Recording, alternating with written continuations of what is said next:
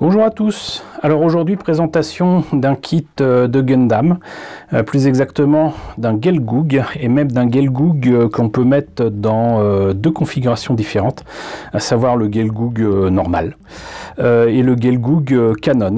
Et ça saute pas aux yeux immédiatement, mais il y a quand même quelques différences, notamment le fait que le Gelgoog Canon, évidemment, est un canon dans le dos, a des armes et j'allais dire des boucliers défensifs supplémentaires sur les bras, et même une crête différente sur la tête. Voilà. Donc il s'agit d'un kit High Grade Universal Century, donc au 144, qui date de 2007. À l'époque, je ne sais pas pourquoi, mais ils se sont mis à ressortir des ce que j'appellerais moi des Mobile Suit Variation, donc des MSV, où effectivement il existait donc des variations autour de MS connus de la série de 79 de Gundam, avec des GM Canon, des Gelgoog Canon, des Zaku Canon, des machins, tout ça. Et ils se sont mis à en ressortir comme ça, certainement pour rentabiliser les moules des kits déjà sortis, j'imagine, du Gelgoog classique, puisque j'ai aussi des Gelgoog, par exemple, je vous montrerai un Gelgoog qui sort tout droit de 0083, mais le design est quand même un peu différent.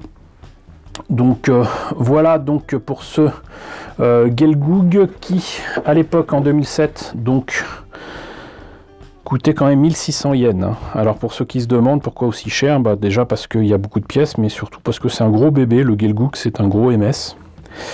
Là on voit justement le kit monté et peint avec la version Canon, hein. C'est tout l'intérêt de ce kit. Vous voyez le backpack, les espèces d'armes, les petits canons qu'il y a dans les avant-bras, donc la différence de tête, puisque vous avez apparemment les versions, alors quand il y a des antennes comme ça déployées, c'est pour les versions de commandement, et donc ça veut dire que vous avez 4 options de tête, mais je pense qu'il n'y a que 2 têtes différentes.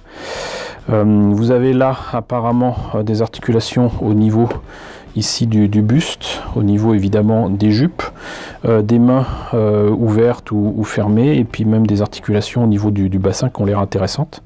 Et voilà ce que ça donne au final. Et là on a la version montée et peinte, j'allais dire statique, et là en pleine action. Voilà, donc bah écoutez, ce que je vous propose, c'est de voir immédiatement ce que ça donne dans la boîte. Alors, maquette montée et peinte là sur la notice. Donc belle photo du modèle monté et peint ici, avec quelques explications concernant son armement, ses spécificités, patati patata. Et à l'intérieur, donc enfin la liste des pièces en présence, avec pas mal de polycaps qui sautent, sans mauvais jeu de mots.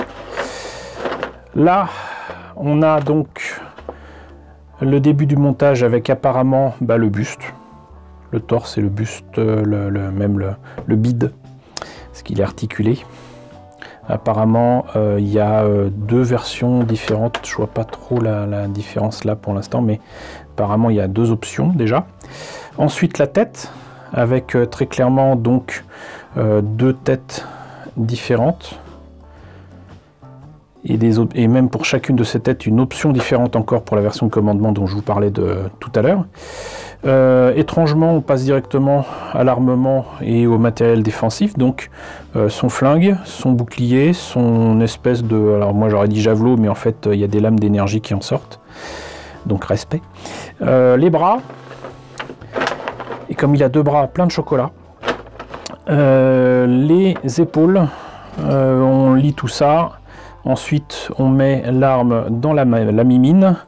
On passe enfin au peton, donc aux pieds, donc aux jambes. La particularité des Gelgoog, c'est qu'ils ont quand même plein de réacteurs un petit peu partout. C'est vraiment des modèles supposés être très rapides dans l'espace, mais pas suffisamment pour gagner contre la Fédération.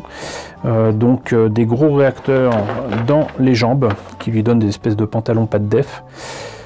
Et donc là le bassin avec également des gros réacteurs dans le postérieur. De quoi tenir son arme à l'arrière, sinon une petite trappe. donc les pièces plus ou moins articulées au niveau des jupes. Là donc l'armement qu'il y a supplémentaire sur les bras, les avant-bras, le canon proprement dit avec le backpack pour faire le Gelgoog Canon, et donc présentation des deux modèles différents. Voilà. Ah oui, bah oui, il manquait toujours une page, donc là c'est placé évidemment l'armement en question. Je vous parlais de lames énergétiques, là elles y sont, et en plus elles sont transparentes. Et on peut le placer, comme beaucoup de kits HGUC depuis le milieu des années 2000, sur un socle. Donc qu'est-ce que ça donne au niveau des pieds-pièces? Et bien alors déjà, vous avez non pas des calcos mais des autocollants, mais là c'est pour les caméras, donc c'est pas mal, sauf que moi je remplacerai ça par des petits cabochons, des petites perles.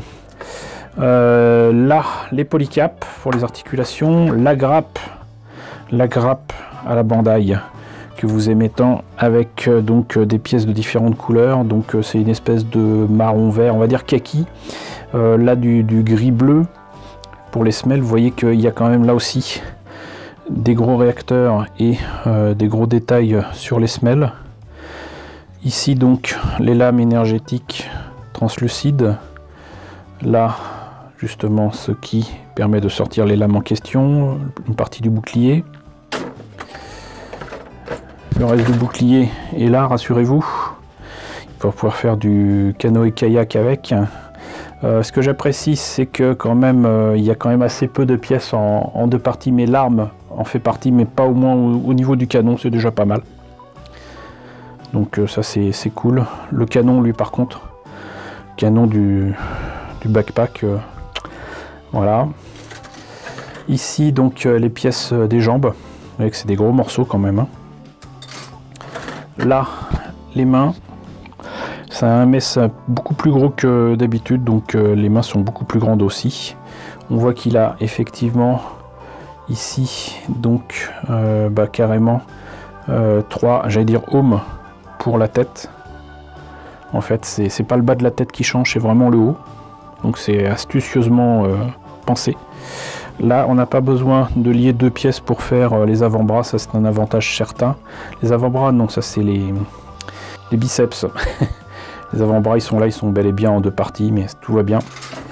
Ici, donc le backpack et les armes des avant-bras, qui servent aussi de bouclier, j'imagine. Et là, donc une pièce plutôt verte, avec la jupe et le torse. Voilà, avec des détails qui vont bien ici. Voilà, donc le Gelgoog, pas forcément le mobile suit le plus aimé des fans de Gundam, mais un beau mecha quand même, un beau bébé aussi, bien mastoc, qui par contre passe son temps à se faire exploser par de vulgaires mechas de la fédération dans Gundam, donc c'est assez frustrant. Mais voilà, donc un beau mecha quand même.